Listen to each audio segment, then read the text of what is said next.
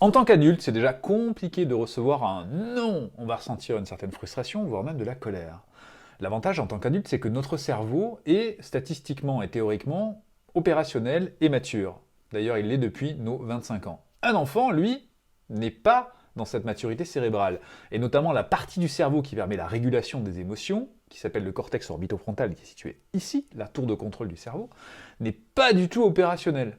Ce qui fait que si l'enfant s'entend dire non, il va tout de suite ressentir une forte frustration, même de la colère, et cela risque de se transformer en drame si jamais l'adulte lui aussi absorbe cette colère et se met à crier, bref, ça fera des étincelles.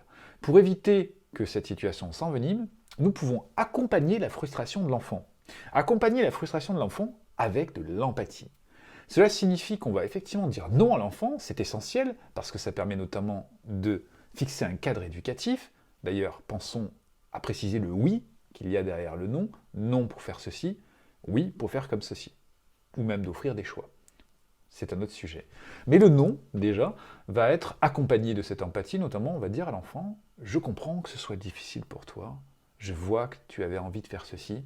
On va donc verbaliser ce que l'enfant pourrait ressentir. Et on va même peut-être lui demander, c'est ça que tu ressens? Et il va peut-être préciser lui-même quels sont ses ressentis réels, ce qu'il avait vraiment envie de faire.